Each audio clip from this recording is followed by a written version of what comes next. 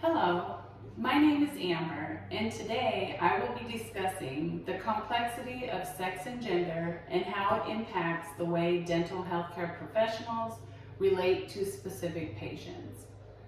Having been in the dental field for over 15 years, there have been several incidents where sex and gender was a topic of discussion.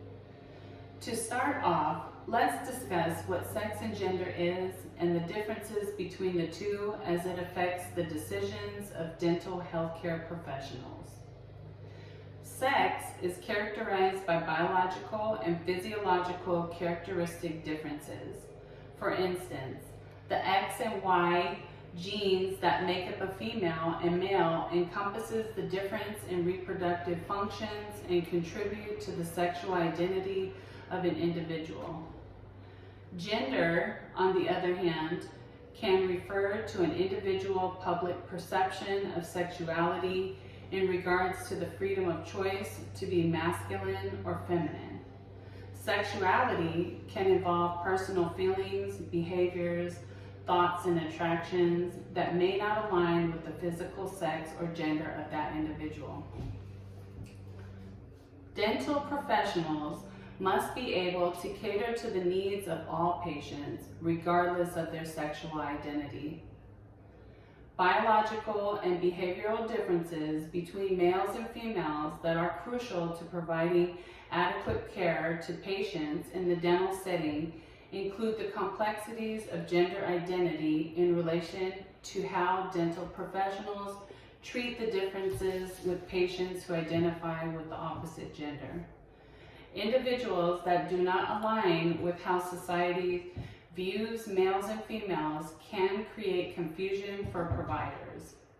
An important risk factor to consider when dealing with gender and sexuality situations is open communication with the patient, especially when irreversible changes of the individual are involved. According to Stefano and Jennings in 2019, Dimensions of Dental Hygiene Journal, approximately 4.1% of individuals identify as lesbian, gay, bisexual, and transgender. Social barriers to care are significant due to the relatively small population of this group and the social stigmas associated. The stigmas that are associated with the transgender and gay population can create a hard to navigate communication barrier between the patient and the providers.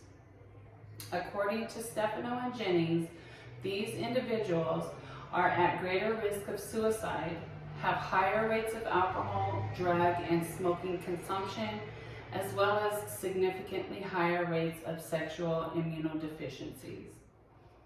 It is important to keep in mind helpful strategies that support the oral health of patients that identify outside of the norm. Dental healthcare professionals must be prepared to meet the needs of transgender and non-conforming gender patients by identifying barriers to care and implicating individualized care when it comes to oral health care. Hormonal supplementation, along with the higher risk of smoking, drug and alcohol use, and the risk of sexually transmitted diseases are important factors that relate to a patient's overall oral health care. The risk factors involved with this type of supplementation are the changes in physical appearance and gum and oral mucosa inflammation. Increased hormones will contribute to inflamed gum tissue and increased acidic production and buildup on the teeth, referred to as plaque. Risk factors that involve individuals of specific identities will contribute to the decline of male or female participation in optimal dental health care. Most of these patients prefer a welcoming environment that encourages an individual to keep safe and treated fair by all staff members.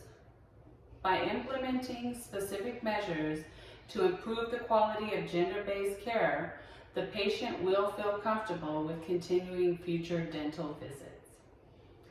Office considerations that should be implemented in the new approach to identity preferences should include staff education and training for transgender and the gay population, amendment of healthcare forms to include the specific needs of the gender-based population, attentive providers that listen for gender disclosures, and posts signs of a non-discriminatory supporting the LGBT community. These necessary alterations to clinical care will benefit the gender-based population of males and females and help to close the healthcare gap with this specific population. By making these changes, the process of dental care will remain functional and help providers promote optimal oral health care for all people. Overall, an individual should feel comfortable with maintaining oral health care needs, whether it be sex or gender related. Individuals' biological and behavioral differences should not create a barrier for any standard of care. Dental healthcare professionals can change the risk factors associated with dental care of binary individuals. Through implementation of these changes, the goals can be accomplished by breaking social stigmas and promoting individualized care.